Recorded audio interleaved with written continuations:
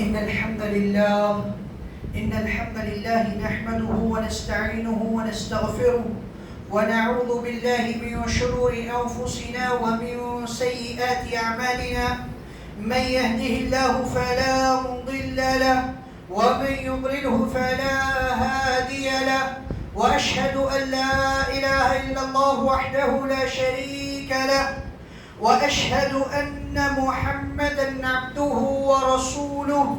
أما بعد فإن خير الحديث كتاب الله وخير الهدي محمد صلى الله عليه وسلم وشر الأمور محدثاتها وكل محدثة بدعة وكل بدعة ضلالة وكل ضلالة في النار. قد قال الله تعالى في القرآن المجيد: فأعوذ بالله من الشيطان الرجيم. يا أيها الذين آمنوا اتقوا الله حق تقاته ولا تموتن إلا وأنتم مسلمون. وقال الله تعالى في موضع آخر: يا أيها النبي قل لأزواجك وبناتك ونساء المؤمنين يدنين عليهن من جلابيبهن ذلك أدنى أن يعرفن فلا يؤذين. وقال النبي صلى الله عليه وسلم: عليكم بسنتي وسنة الخلفاء الراشدين المهديين تمسكوا بها وعضوا عليها بالنواجذ. وقال النبي صلى الله عليه وسلم: لعن رسول الله صلى الله عليه وسلم المتشبهات بالرجال من النساء والمتشبهين بالنساء من الرجال. محترم و مکرم حاضرین جمعہ، تمام قسم کی تعریفات حمد و ثنا اس اللہ رب العالمین کے لیے لائق و زیبا ہے جو سارے جہانوں کا رب ہے، مالک ہے، خالق ہے. خود اپنی کتاب میں اپنی بادشاہت کی بابت اللہ رب العالمین نے ارشاد فرمایا: تبارک الذی بیدہ الملک، بڑی بابرکت والی ہے وہ ذات جس کے ہاتھ میں بادشاہت ہے، وہو علی کل شیء قدیر، اور وہ ذات ہر چیز پر قادر ہے. اسی اللہ رب العالمین نے مجھے اور آپ کو بطور آزمائش اس دنیا میں بھیجا ہے. اللہ کا فرمان ہے: الذی خلق الموت والحیاة لیبلوکم ایکم احسن عملا وہو العزیز الغفور. جس نے موت اور زندگی کو پیدا کیا، لیبلوکم، تاکہ وہ تمہیں آزمائے، جانچے، پرکھے، تولے، ایکم احسن عملا، کہ تم میں عمل کے اعتبار سے کون سب سے زیادہ بہتر ہے. بعدہ لاکھوں کروڑوں درود و سلام ہو تمام انبیاء کرام پر، خصوصاً محمد عربی صلی اللہ علیہ وسلم پر، کہ جن کی پیروی اتباع مجھ پر، سارے انسانوں پر لازم و ملزوم ہے. حاضرین کرام، قرآن مجید کے اندر اللہ رب العالمین نے ارشاد فرمایا: وَمَا آتَاكُمُ الرَّسُولُ فَخُذُوهُ وَمَا نَهَاكُمْ عَنْهُ فَانْتَهُوا، کہ رسول اللہ صلی اللہ علیہ وسلم جو کچھ تمہیں دے تم اسے لے لو، اور رسول اللہ صلی اللہ علیہ وسلم جس چیز سے تمہیں منع کر دے، رکنے کو کہے، تم اس چیز سے رک جاؤ. اسی طریقے سے میری اور آپ کی کامیابی اور سارے انسانوں کی کامیابی جو قیامت تک آنے والے ہیں، اللہ کے رسول صلی اللہ علیہ وسلم کی پیروی میں ہے، اتباع میں ہے، اطاعت میں ہے، فرما برداری میں ہے. اللہ رب العالمین کا فرمان ہے: وَمَن يُطِعِ اللَّهَ وَرَسُولَهُ فَقَدْ فَازَ فَوْزًا عَظِيمًا. جس نے اللہ اور اس کے رسول کی پیروی کر لی، فرما برداری کر لی، وہ عظیم، بلند و بالا کامیابی سے کامیاب ہو گیا. حاضرین گرامی، آج کا جو موضوع ہے یہ معاشرے کی نسل ہے. آج جس عنوان پہ میں کہنے جا رہا ہوں، یہ عنوان بڑا حساس عنوان ہے، اور سب سے زیادہ کمزوری اگر ہمارے اندر کسی چیز کی ہے تو وہ اسی موضوع کے اندر آنے والے بحث کی ہے. بس اس پر ہمارا عمل نہیں ہے، نہ کے برابر آج ہمارے ہاں عمل نہیں ہو رہا ہے. موضوع ہے پردے کی اہمیت اور ضرورت. پردے کی اہمیت اور ضرورت. ہم ایک مسلمان ہیں، اسلام کو ماننے والے ہیں، دین اسلام پر چلنے والے ہیں، یہ ایک مسلمہ حقیقت ہے۔ تو کیا ہم حقیقت میں ایک مسلمان ہیں اور اسلام پر حقیقت میں چلنے والے ہیں؟ کیا ہمارا مسلمان ہونا کیا یہ ایک مسلمہ حقیقت ہے؟ اگر ہم عمل کے میدان میں جائیں گے تو یہ تمام چیزیں ہمارے لیے ایک سوال ہے۔ کیا ہم مسلمان ہیں، اسلام کے ماننے والے ہیں؟ کیا ہمارا مسلمان ہونا ایک مسلمہ حقیقت ہے؟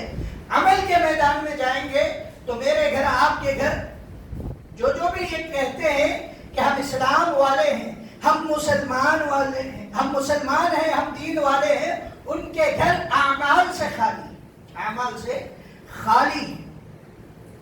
آج معاشرے پر ایک اڑتی ہوئی نظر ڈالی جائے، خصوصاً اس پردے کو لے کر، اس حجاب کو لے کر، اس پردگی کو لے کر، تو ہم مسلمانوں کے گھروں کو بے پردہ دیکھیں گے، بے حجاب دیکھیں گے، عریانیت و فحاشیت کا دورہ دیکھیں گے، اور یہ بھی دیکھیں گے کہ پردے کے اندر سے بدن جھانک رہے ہیں، اور یہ بھی دیکھیں گے کہ پردہ کرتے ہوئے آج مسلمانوں کی عورتیں، ماں، بہنیں، بہو، بیٹیاں برہنہ نظر آتی ہیں پردہ ہونے کے باوجود۔ آج کا پردہ وہ پردہ نہیں ہے جو پردہ امہات المؤمنین کیا کرتی تھی۔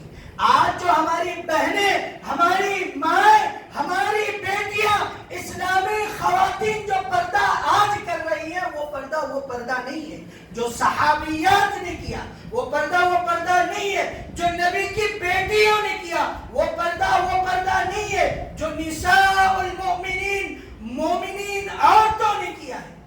آج کا پردہ برہنہ پن ہے، آج کا پردہ ننگ پن ہے۔ پردے کے نام کے اوپر ایک کالا کپڑا جسم پر ڈال تو لیا جاتا ہے، لیکن وہ پردے کا حق ادا نہیں کر رہا، اس سے جسم جھانک رہے۔ پردہ تھا کس لیے؟ پردہ تھا کس لیے؟ جسموں کو چھپانے کے لیے، جسموں کو چھپانے کے لیے۔ عورت کو اللہ رب العالمین نے دین اسلام کے ذریعے سے ایک عزت، ایک مقام، ایک مرتبہ دیا، ایک اعلیٰ درجہ عطا فرمایا۔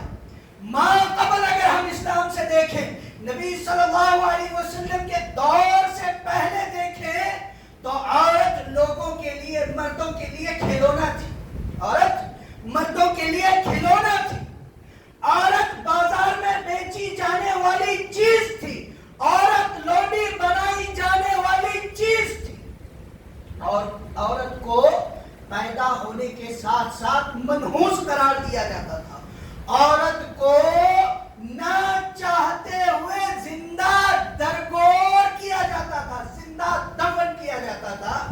اسلام سے پہلے عورت کی زمانے میں یہ وقعت اور یہ عزت اور یہ حیثیت تھی، یعنی اسے استعمال کا سامان سمجھا جاتا تھا، یوز اینڈ تھرو سمجھا جاتا تھا۔ لیکن اسلام آیا، اسلام جب آیا تو اسلام نے جب عورت کو ماں بنایا تو نبی محترم صلی اللہ علیہ وسلم کی زبانی ارشاد فرمایا، الجنت تحت اقدام الامہات، جنت ماں کے قدموں تلے ہے، اس کی عزت کرو، اس کی خدمت کرو، اس کے ساتھ حسن سلوک کرو۔ درجہ بلند کر دیا، درجہ بلند کر دیا۔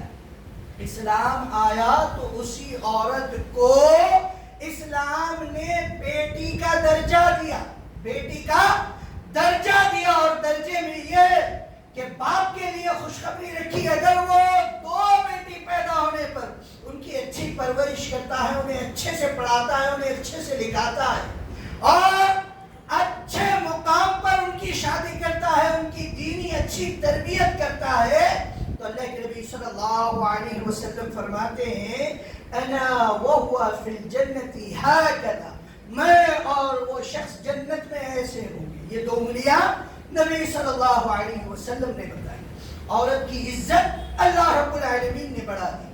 عورت جب بیوی بن کر دین اسلام کے بعد گھر میں آئی تو اس کا ایک مقام، ایک رتبہ، ایک جلوہ اللہ رب العالمین نے بتایا۔ ان کے لیے مثال کے طور پر امہات المومنین کو پیش کیا کہ وہ کیسی بیویاں ہیں، شوہر کی فرما بردار ہیں، اللہ کی اطاعت گزار ہیں، قانے ہیں، تائبات ہیں، عابدات ہیں. بیوی کو ایسے ہونا چاہیے کہ وہ گھر کی ملکہ بن جائے گی. اللہ رب العالمین نے عورت کا رتبہ بڑھا دیا، عزت بڑھا دی. عورت جب بہن بن کر گھر پر آئی دین اسلام کے بعد، تو دین اسلام نے بھائی پر اس کی ذمہ داری رکھ دی. بھائی پر اس کی ذمہ داری رکھ دی. بھائی کو اس کی دیکھ بھال کے لیے اللہ رب العالمین نے محرم بنا دیا. اگر عورت غیر شادی شدہ ہے تو 2 لوگوں کے ساتھ اگر وہ سفر میں جانا چاہتی ہے تو نکل سکتی ہے. ایک اپنے باپ کے ساتھ، دوسرا اپنے بھائی کے ساتھ، اور اگر غیر شادی شدہ ہے تو 2 کے ساتھ. اگر شادی شدہ ہے تو 4 کے ساتھ، باپ کے ساتھ، بھائی کے ساتھ، شوہر کے ساتھ اور بیٹے کے ساتھ. اللہ رب العالمین نے عزت بڑھا دی. کوئی محافظ نہیں تھا، لیکن جب اسلام آیا تو بیوی پر شوہر کو محافظ بنا دیا. اسلام آیا تو بیٹی پر باپ محافظ ہو گیا. اسلام آیا تو بہن پر بھائی محافظ ہو گیا. اللہ اکبر. اسلام آیا تو ماں پر بیٹا محافظ ہو گیا. یہ عزت، یہ رتبہ، یہ درجہ اسلام سے ملا ہے عورتوں. اور اسلام نے کنڈیشن کیا رکھی ہے کہ وہ شرک کرنے والی نہ ہو، اللہ کے احکام کو ماننے والی ہو، اور اللہ کے بتائے ہوئے پردے پر عمل کرنے والی. اللہ بس اتنا ہی چاہتا ہے کہ یہ عورتیں اللہ کی خاطر، اللہ کے لیے، اللہ کو راضی کرنے کے لیے وہ پردہ کریں جو پردے کا حکم قرآن مجید نے دیا. آج اسلام کے اندر مسلمان، نام نہاد مسلمان، کلمہ پڑھتے ہوئے اللہ کے احکام کو نہ ماننے والے مسلمان، ان کے گھروں کا عالم یہ ہے کہ ان کی عورتیں پردہ تو کرتی ہیں لیکن وہ پردہ نہیں ہے. پردہ نہیں ہے. اللہ اکبر. کیسے کیسے فیشنیبل پردے آج ہمارے معاشرے میں دیکھے جاتے ہیں. جاذب النظر پردے، نظر کو کھینچ لینے والے پردے. اور حدیث کے اندر ہے المائلات والممیلات، مائل کرنے والی، مائل ہونے والی، ان کا ٹھکانہ جہنم، ان کا ٹھکانہ جہنم ہوگا. داخل نہیں ہوں گی جنت میں. صحیح مسلم کی حدیث. اللہ کے نبی صلی اللہ علیہ وسلم نے فرمایا، دیکھو اپنے گھروں کو اپنے سامنے رکھ کر اس حدیث کو اپنے گھر پر فٹ کرنے کی کوشش کرو. آیا یہ جو خامیاں نبی صلی اللہ علیہ وسلم نے بتائی ہیں، کیا ہماری گھر کی عورتوں میں یہ خامیاں ہیں یا نہیں؟ اور ماں اور بہنوں سے بھی میری گزارش ہے، اسلام کی ان خواتین سے بھی میری گزارش ہے کہ اس حدیث کو سنو اور دیکھو کہ اپنے اندر یہ کیا خامیاں جو اللہ کے نبی صلی اللہ علیہ وسلم نے بیان کی ہیں ہمارے اندر ہیں یا نہیں. اللہ کے نبی صلی اللہ علیہ وسلم نے فرمایا وَنِسَاءٍ كَاسِيَاتٍ عَارِيَاتٍ مَائِلَاتٌ مَمِيلَاتٌ رُؤُوسُهُنَّ كَأَسْنِمَةِ الْبُخْتِ لَا يَدْخُلْنَ الْجَنَّةَ وَلَا يَجِدْنَ رِيحَهَا وَإِنَّ رِيحَهَا مِنْ مَسِيرَةٍ كَذَا وَكَذَا. رواہ مسلم. نبی صلی اللہ علیہ وسلم نے فرمایا وَنِسَاءٍ كَاسِيَاتٍ عَارِيَاتٍ، ننگ پن، برہنگی دکھانے والی عورتیں، مائل کرنے والی عورتیں، مائل ہونے والی عورتیں.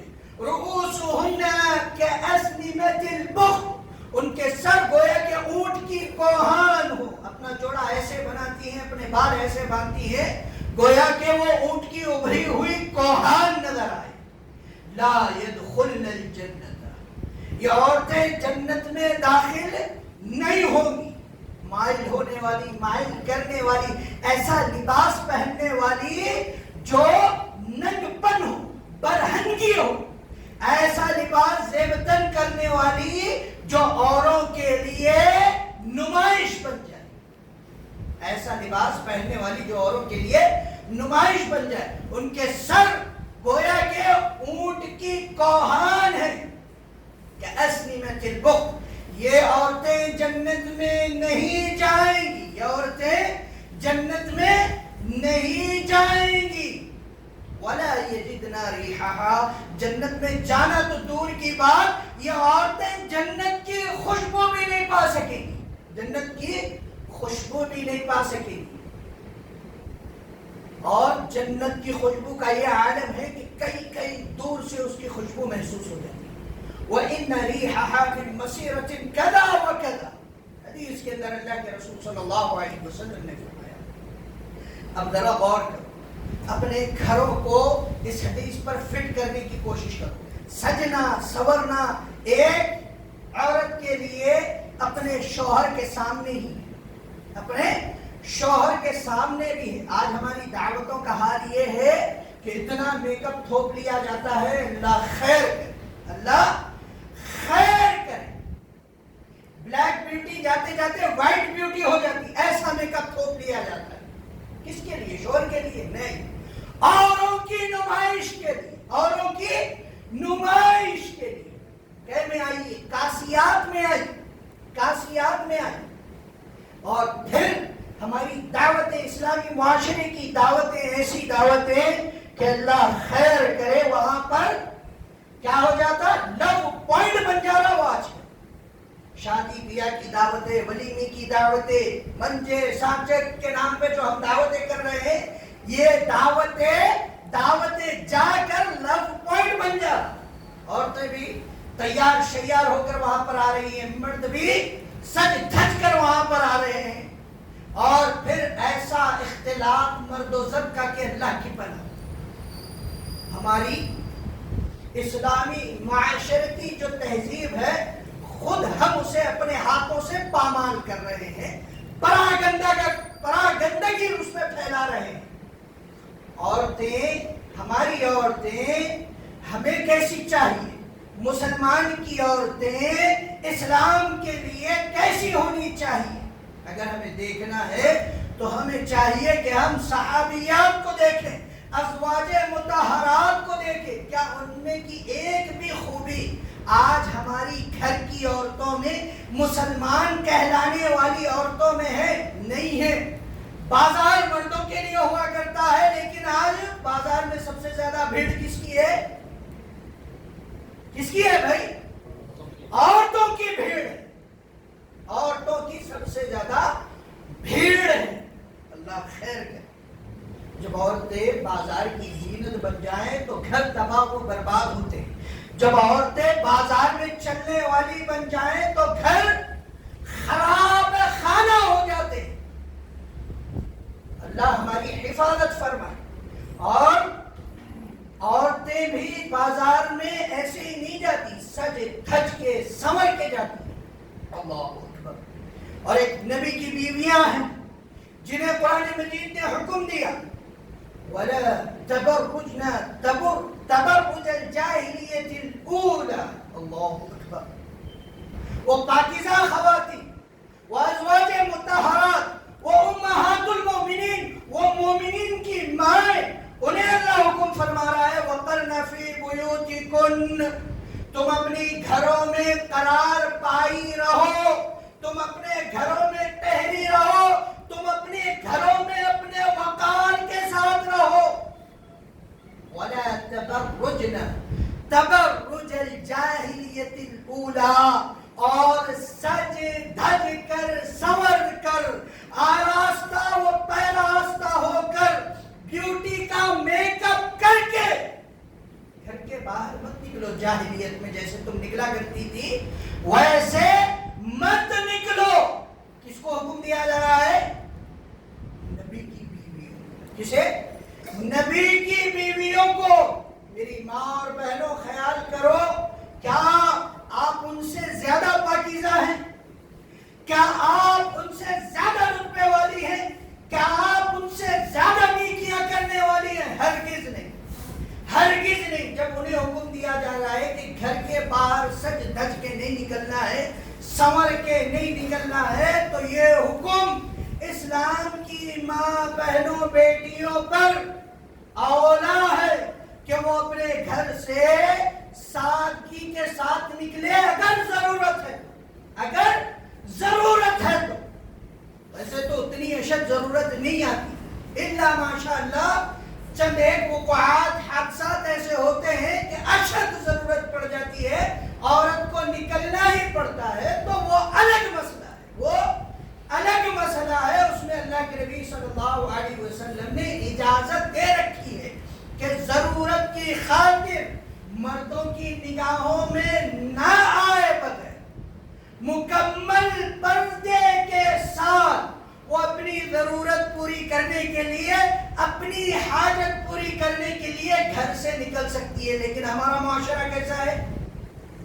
سج دھج کے نکلا جاتا ہے۔ شہران کی مارکیٹ جا کے دیکھیے، اللہ اکبر، ایسے گلی سے گزریں گے تو عورتوں کی خوشبوؤں کے جھونکے لگ جاتے ہیں۔ اللہ، اور حدیث نبوی صلی اللہ علیہ وسلم کے اندر اللہ کے نبی صلی اللہ علیہ وسلم نے فرمایا المرأۃ عورۃ،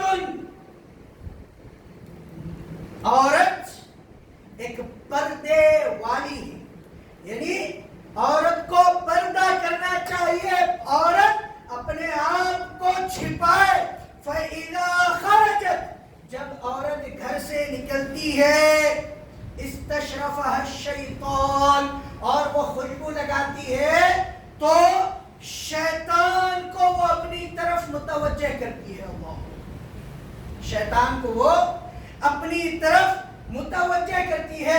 بازار، گھر سے نکل کے بازار جانا تو دور کی بات، اگر گھر سے نکل کے اور مسجد میں اللہ کی عبادت کے لیے آتی، اللہ کے سامنے گڑ گڑانے کے لیے، اللہ کے سامنے رونے کے لیے، اللہ کے سامنے سجدہ کرنے کے لیے، اللہ کے سامنے اپنے آپ کو جھکانے کے لیے، اللہ کے سامنے اپنی خشوع، اپنے خضوع، اپنی عاجزی، اپنی انکساری ظاہر کرنے کے لیے بھی عورت اگر گھر سے نکلتی ہے، مسجد آتی ہے، تو اس کے لیے بھی اللہ کے نبی صلی اللہ علیہ وسلم نے فرمایا فَلَا تَمَسَّ طِيبًا، تم اپنے اوپر خوشبو نہ لگا، مسجد بھی آ رہی ہو تو اپنے اوپر تم خوشبو نہ لگانا۔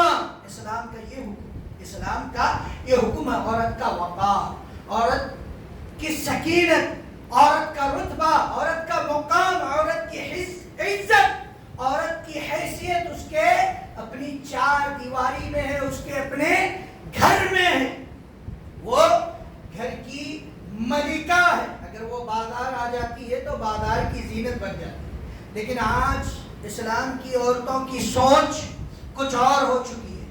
جب وہ یورپین کو دیکھتی ہیں، مغربی تہذیب کو دیکھتی ہیں، غیروں کی ثقافت کو دیکھتی ہیں، تو سمجھتی ہیں پردہ ان کے لیے زنجیر ہے، پردہ ان کے لیے زنجیر ہے۔ اگر ان کے سامنے حقیقت کے دریچے کھولے جائے تو معلوم پڑے گا کہ وہ عورتیں جو آفسوں میں کام کرنے والی ہیں، آدھے ادھورے کپڑے پہننے والی ہیں، ریجھنے والی ہیں، ریجھانے والی ہیں، ایسی عورتوں کا معاشرے میں کیا مقام و مرتبہ، کیا مقام و مرتبہ ہے۔ ان کے ساتھ رہنے والے، ان کے کلیگز، جو ایک زبان میں ان کے دوست بھی کہلائے جاتے ہیں، ان کے پد پیچھے ان کی برائیاں کرنے والے ہیں، انہیں استعمال کرنے کی باتیں کرنے والے ہیں۔ ہے یا نہیں ہے؟ حقیقت ہے یا نہیں ہے؟ یہ نہیں ہے، بے شک یہ حقیقت ہے، وہ آزادی نہیں ہے۔ وہاں تو سو مردوں کی نظریں اس عورت پر گڑی ہوئی ہیں، اس عورت پر گڑھی ہوئی ہے۔ اگر وہ کسی ایک خامی میں آ جائے تو 100 لوگ بھی اسے استعمال کرنے کے لیے تیار ہیں۔ اللہ اکبر، یہ مسئلہ ہے۔ ہماری بہنوں کو، ہماری ماؤں کو یہ سمجھنا ضروری ہے کہ پردہ آپ کے لیے آزادی ہے، پردہ آپ کے لیے آزادی ہے۔ بعض لبرلزم مسلمان بھی ہیں جو پردہ تو کرتے ہیں، لیکن کیا ہے؟ فیشنیبل پردہ کرتے ہیں۔ کیسا پردہ؟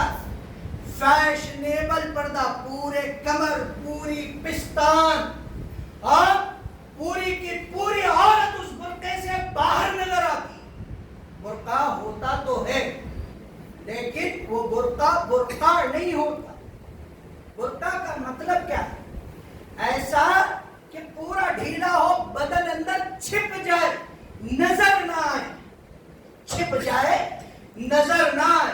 اور اگر وہ اپنا چہرہ عورتیں، وہ لبرلزم والی عورتیں، ماڈرن اسلام والی عورتیں اگر اپنا چہرہ چھپاتی بھی ہیں تو پھر بھی ان کا وہ نقاب جاذب النظر ہو جاتا ہے، ریجھنے والا بن جاتا ہے، رجھانے والا بن جاتا ہے وہ نقاب. آج دیکھیے کیسے کیسے نقاب مارکیٹ کے اندر آئے ہیں، مارکیٹ کے اندر آئے ہیں. نقاب لگاتے ہیں، یہاں لکھا ہوا ہے پرنسس. نقاب لگاتے ہیں، یہاں لکھا ہوا ہے ماشاءاللہ. نمائش کی چیز ہے، آپ کو دیکھ کے ماشاءاللہ بولا. کیا جتانا چاہ رہی ہیں آپ؟ کیا ظاہر کرنا چاہ رہی ہیں آپ؟ ہنسنے کی بات نہیں ہے بھائی، حقیقت ہے یہ حقیقت. ہمارا معاشرہ ایسا پلا گندا ہو گیا، اور ان سے بڑے دیوس اور مخنث وہ گھر والے ہیں جو ایسا برقع پہنا کے اپنی عورتوں کو بازار میں جانے، ایسا برقع پہنا کے اپنی عورتوں کو بازار میں جانے دیتے. دیوس ہے وہ، دیوس یعنی مرد ہوتے ہوئے بھی نامرد ہیں. کیا ہے؟ مرد ہوتے ہوئے بھی نامرد ہیں. اللہ اکبر. میرے بھائیوں، یہ پردہ ہمارے لیے نہایت ضروری ہے. آج معاشرہ کس قدر خراب ہے دیکھو آپ، بہت زیادہ معاشرہ خراب ہے. یہاں پر مردوں کے لیے فتنے کا سامان بھرا ہوا ہے، تو وہیں پر یہ عورت بطور فتنہ پیش کی جا رہی، بطور فتنہ پیش کی جا رہی ہے. اللہ اکبر. یہ عورتیں خود، یہ اسلام ماننے والی خود، یہ اپنے آپ کو مسلمان کہلانے والی خود اپنے آپ کو پیش کرنے کے لیے تیار ہو گئی. یہ ایک مسلم خاتون کا طریقہ شیوا نہیں ہے.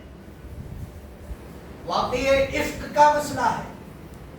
ام المومنین عائشہ رضی اللہ تعالی عنہ قافلے سے الگ ہو گئی. اب ان کا ہار گم چکا تھا، وہ ہار ڈھونڈنے کے لیے پیچھے رہ گئی تو پیچھے ہی رہ گئی، اور آخر میں تھک ہار کر وہ سو جاتی ہے. آخر میں تھک ہار کر وہ سو جاتی ہے. قافلے کے پیچھے نگرانی رکھنے والے صحابی صفوان رضی اللہ تعالی عنہ، صفوان رضی اللہ تعالی عنہ پیچھے رہ گئے. وہ دیکھتے ہیں کہ پیچھے ام المومنین عائشہ صدیقہ رضی اللہ تعالی عنہ بھی چھوٹ چکی ہیں. پردے کے حکم سے پہلے صفوان رضی اللہ تعالی عنہ نے عائشہ صدیقہ رضی اللہ تعالی عنہ کا چہرہ دیکھا تھا. جب پیچھے رہنے میں انہیں وہ دیکھتے ہیں وہ سو رہی ہیں تو پڑھتے ہیں انا للہ و انا الیہ راجعون. حضرت صفوان کی زبان سے یہ کلمات ادا ہونے تھے. سوئی ہوئی عائشہ صدیقہ رضی اللہ تعالی عنہ جاگ جاتی. جاگنے کے بعد سب سے پہلا کام وہ کیا کرتی ہے پتہ ہے؟ سب سے پہلا کام وہ یہ کرتی ہے کہ فجلبت علی وجہی، خود اپنی زبان سے فرماتی ہے میں نے سب سے پہلے اپنا چہرہ چھپایا، میں نے سب سے پہلے اپنا چہرہ چھپایا. اللہ اکبر. اتنا کچھ ہونے کے باوجود بھی ام المومنین عائشہ صدیقہ رضی اللہ تعالی عنہ پر منافقین نے الزام لگایا تھا. واقعی افک معلوم ہے نا، حضرت عائشہ رضی اللہ تعالی عنہ پر الزام لگایا گیا تھا. لیکن اس الزام والے واقعے میں بھی وہ اپنی پاکیزگی بیان کر رہی ہے، وہ اپنی پاکیزگی بیان کر رہی ہے کہ جیسے ہی آواز سنی دیکھا نہیں صفوان رضی اللہ تعالی عنہ کو، پہلے اپنا پردہ کیا، پہلے اپنا پردہ کیا. اللہ اکبر. اور آج کی عورتیں کیا ہے؟ چند ایک فتاوے کے ذریعے سے، جو فتاوے شاذ فتاوے کہلاتے ہیں، علماء کی لغزشیں ہیں. علماء کو اس مسئلے میں سمجھنے میں غلط فہمی ہو گئی اور انہوں نے کہہ دیا کہ ہاتھ اور چہرہ کھلا رکھ سکتے. دیگر کبار علماء نے، ان کبار علماء کا تعاقب بھی کیا کہ ایسا ہرگز نہیں ہے. انہوں نے دلیل کے طور پر واقعہ عفق میں حضرت عائشہ رضی اللہ تعالی عنہ کے اس عمل کو پیش کیا. جیسے ہی حضرت صفوان کی آواز سنی اپنا چہرہ چھپا لیا. جب ایک فتاویٰ لے کے آج کی عورتیں کہتی ہے چہرے کا یہ جو حصہ ہے, ہاتھوں کا یہ جو حصہ ہے حجاب میں نہیں آتا, حجاب میں نہیں آتا. معاذ اللہ. اللہ کی بندیوں, بہت زیادہ آپ نے پڑھ لیا کہ آپ حضرت عائشہ رضی اللہ تعالیٰ عنہ سے بڑی عالمہ بن گئی. چہرہ چھپانا نہیں ہے اسلام میں, پورے جسم پہ پردہ ڈالنا ہے, چہرہ کھلا رکھ سکتے, ہرگز نہیں ہے. چہرہ اٹریکٹ کرنے والا ہے, کھینچنے والا ہے, ریجھنے والا ہے, مائل کرنے والا ہے. کالے کپڑے میں دیکھ کے کسی عورت کو آدمی مائل ہوگا, ریجھے گا, اٹریکٹ ہوگا اس سے, ہرگز نہیں. کب ہوگی؟ آنکھ سے آنکھ ملے گی, چہرہ دکھے گا, خوبصورتی کی نمائش ہوگی, تو شیطان بیچ میں آئے گا اور خلوت میں گناہ کے عمل کو دونوں کے درمیان آسان کر دے گا, تبھی آسان کرے گا. اللہ کے نبی صلی اللہ علیہ وسلم پر جو آیت نازل ہوئی ہے, جو آیت نازل ہوئی ہے, اس کے اندر آیا ہے یا ایھا النبی, اے نبی, قل لازواجک,